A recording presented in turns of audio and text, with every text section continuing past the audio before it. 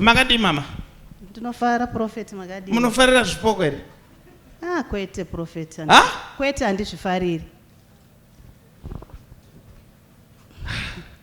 Amusati mamboona chipoko? Kwete handisati ndambochiona. Are you sure? Chokwadi ndinotozvitya. Hanzi vanotya zvipoko varore maoko. Ndirikunzwa kuda kutomoka boys rangu. Mbijana. Mama. Prophet. Chii chaita kuti muuye panapa nhasi? Chandiunza panapa ndechekuti ndakashaya mari yana ndakaisa muhandbag. You want to say $90? $90. Ndobva yango disappear. Ndakangoishaya handina kunzwisisa kuti yakafamba sei. Varore maoko.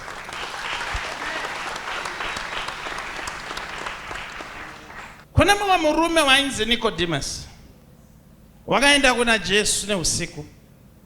But akanga arasisa vamwe vese vainyeya Jesu navo masikati. Ndovaenda neusiku. Rekaini mbotaura nechipoko chiri panapa. Now mama. Prophet.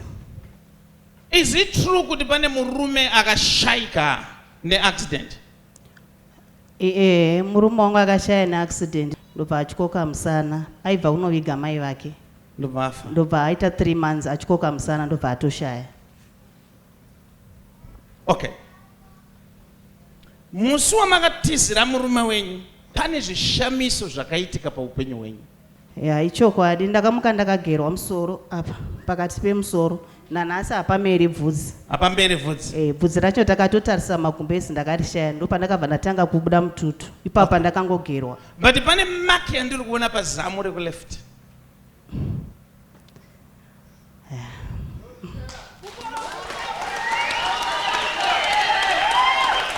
Pazamu apo ndakangoona pakangorumwa patori nemaki. Okay. Maki yacho inotooneka. Now inzwai nyaya iri panapa mama chaita kuti ndikuprofite kudai.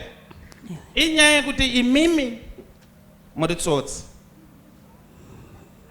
Now ndiri kukuonai mumastreets eFacebook. Munofamba muchikomenda muchituka machechi. Asi hamushandise zita renyu. Munoshandisa zita rekuti?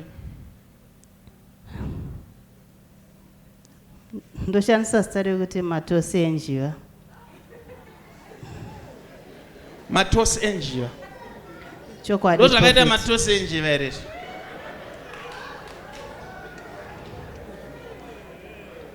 Kureva kuti paFacebook vanenge vari ghost, vari chipoko, but havafarire zvipoko.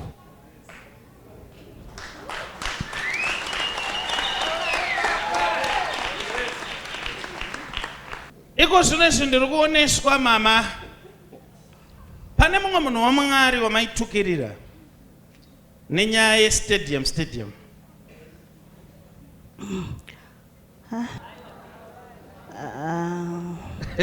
Hazvitaurike. Pandakapwanyirwa imba makakomenda kuti Prophet ndokumbirawo mundiregererewo ipapo.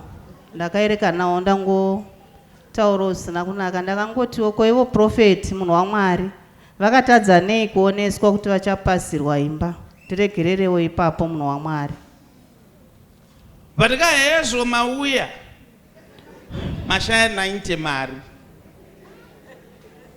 Sei mauya kumunhu akapwanyirwa? Ndotokumbirawo kubatsirwa Prophet ipapo. Hakana. Nematukira munotiita kuFacebook muri zvimaghost. Panapa tiri kuita inonzi operation exposing maghost ese.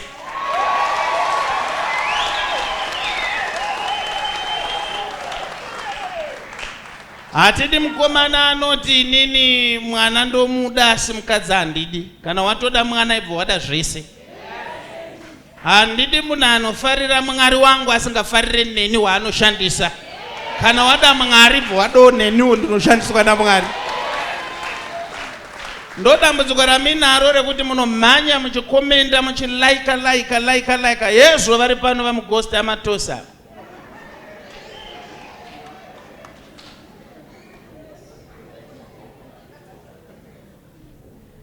Ndogona kubatsirai pamunotituka paya munotukawo vamwe vakatumwa naMwari.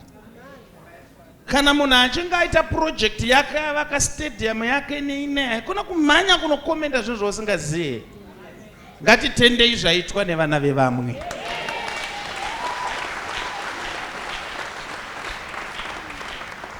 Mama, endai kumapeji enyu ese monodileta maposti ese amakatuka chechi dzese dzaMwari. Ndokuti ndikubatsirei.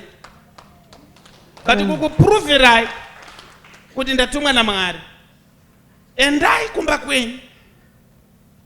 Mari yenyu iri mumba yakadonhera pasofa.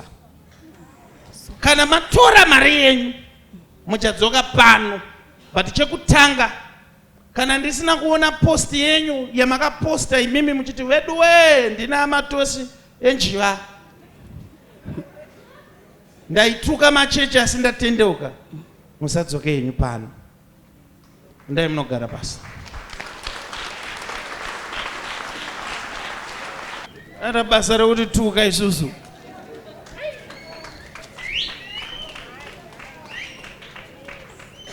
Shuwa anokuita basa rekuti tuka isusu.